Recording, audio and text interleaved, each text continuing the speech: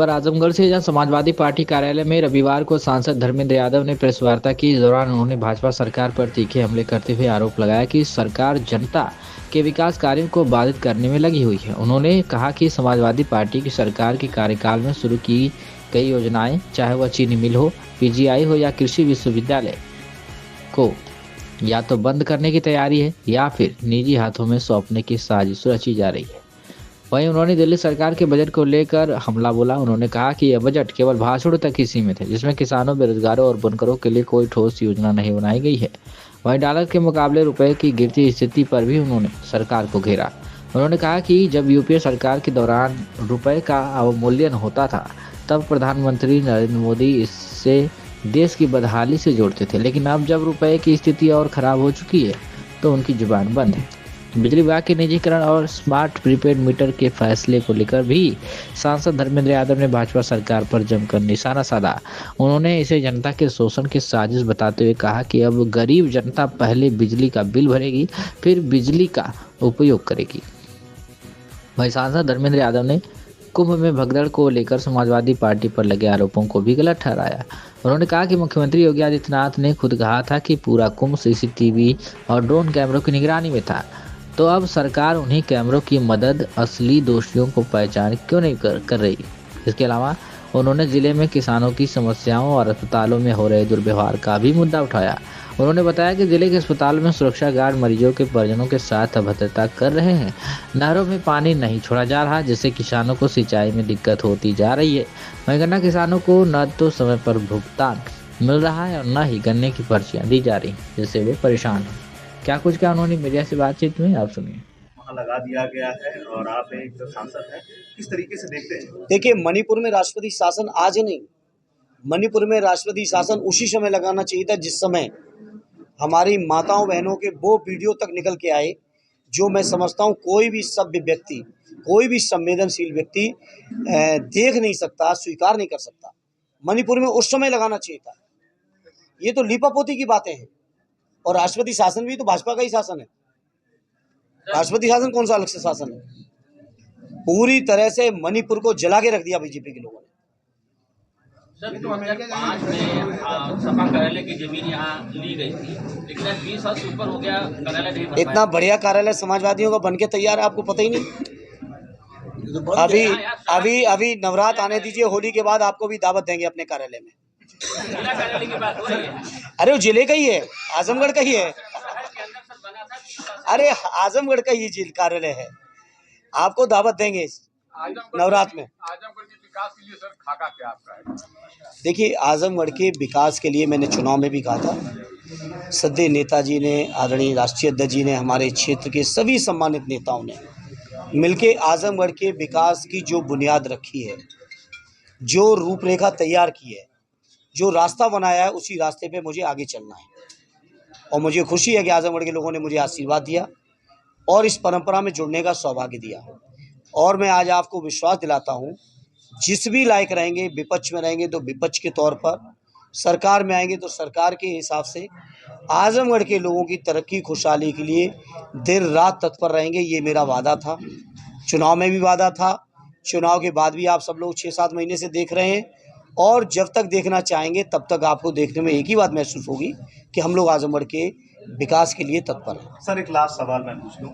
आप लोग बेड़ियों का वीडियो आप लोगों का सब लोगों ने देखा है, उसके बाद प्राइम मिनिस्टर मोदी ने यूएसए में प्रेस कॉन्फ्रेंस भी की है, वहाँ की भी तस्वीरें आपने देखी। तो दोनों तस्वीरों को देख करके क्या आप सोचते हैं? देखिए, तस्वीरें प्रधानमंत्री जी की दूसरे देशों में अच्छी आएँ, ये हम सब देशवासी चाहते हैं, कोई नहीं चाहेगा कि उसमें कोई, लेकिन सवाल ये कि वहाँ जाके प्रधानमंत्री को इस बातों को मजबूती से उठाना चाहिए, मजबूती से उठाना चाहिए। देश के नागरिकों का अपमान देश का अपमान है। और जिस तरीके से अमृतसर के अंदर भारतीय नागरिकों को भेजा गया, वो भी सेना के विमान से, हमारे देश से बहुत छोटे छोटे देशों के भी नागरिक थे वहाँ, लेकिन उन देशों ने आत्मबल दिखाया और अपना जहाज भेज के अपने नागरिकों को बुला लिया। ये काम हमारे देश की भी सरकार कर सकती थी। पूरी तरह से सरकार का फेल्यूर है। इस तरह से देश के नागरिकों का अपमान स्वीकार योग्य नहीं है, और मैं समझता हूँ इससे देश की प्रतिष्ठा गिरी है। बेड़ियों में लोग आए थे ना, हमारे देश के नागरिक आए थे, हमारे ही देश के नागरिक बेड़ियों में जिस तरीके से जहाज़ों में बैठा है, वो विजुअल्स आप सबने देखे होंगे। अमृतसर में उतरने के बाद उन सब के विजुअल्स आपने देखे होंगे। तो जब हमारे देश के नागरिक बेड़ियों में थे, तो निश्चित तौर पे हम लोग जनप्रतिनिधि के तौर पर उसका एक जो प्रतीकात्मक विरोध होना चाहिए वो दिखाया देश को, किस तरह से हमारे देश के नागरिक आए थे। तो सपा कार्यालय में राष्ट्रीय अध्यक्ष उद्घाटन करेंगे, संभावना दिखाई। हर अच्छा काम बिना राष्ट्रीय अध्यक्ष जी कैसे हो सकता है। आजमगढ़ के सभी मेरे सम्मानित पत्रकार साथियों,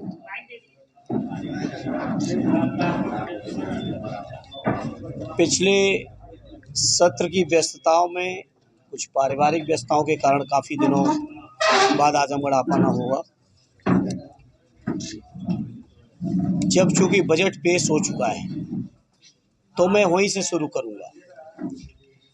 भारतीय जनता पार्टी का ये 11वां बजट पेश हुआ और 11वें बजट पेश होने के बाद देश के जनमानस को जितनी उम्मीदें, सपने दिखाए, जितने भाषण दिए, जितने वादे किए, पूरी तरह से पिछले बजटों की तरह ही इस बजट में भी जनता पूरी तरह निराश है।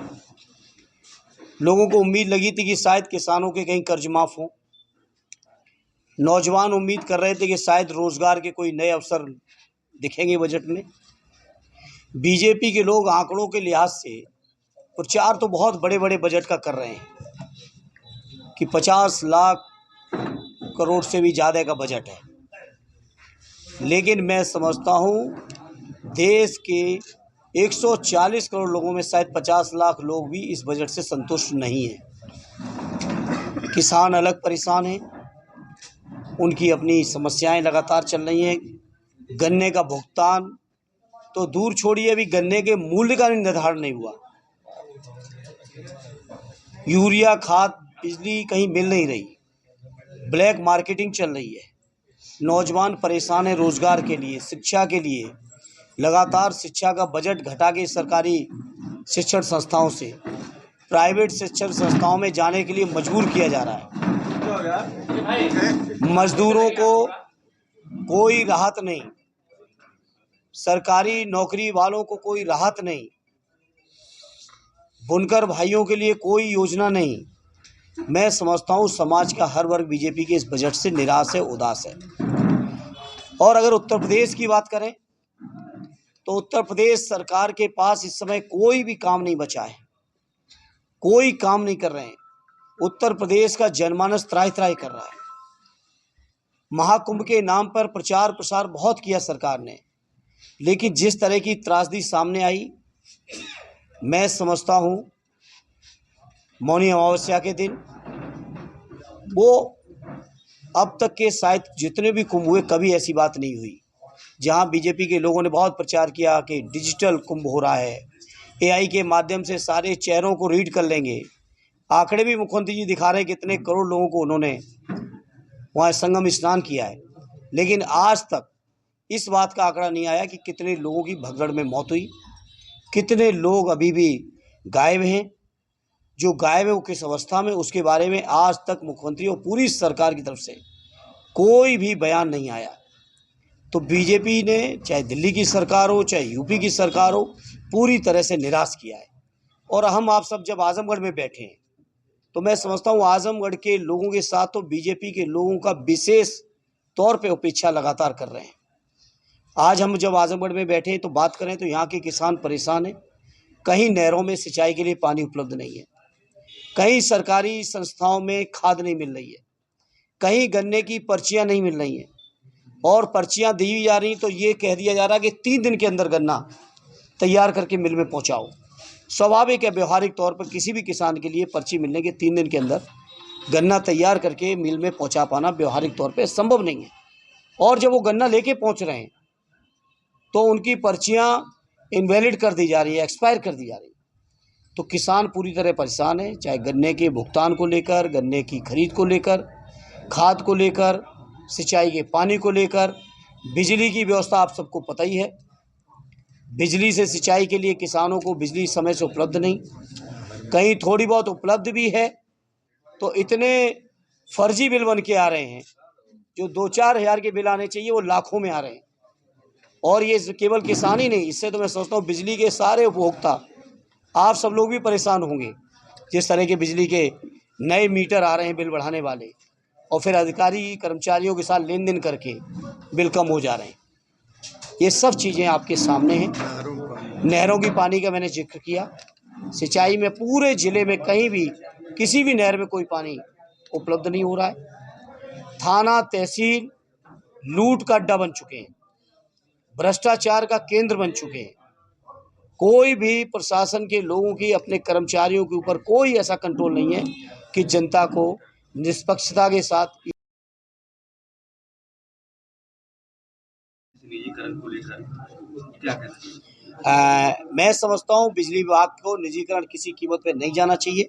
और ये बीजेपी के लोग जब विपक्ष में थे तो निजीकरण के खिलाफ सबसे ज़्यादा आंदोलन कर रहे थे, और आज केंद्र की बड़ी से बड़ी संस्थाओं से लेकर छोटी से छोटी नीचे की यूनिट्स तक को बीजेपी के लोग निजी हाथों में बेच रहे हैं, मनमाने तरीके से बेच रहे हैं, अपने कुछ पसंदीदा लोगों को बेच रहे हैं, और पूरे देश और प्रदेश की व्यवस्था उनके हाथ में देना चाहते हैं।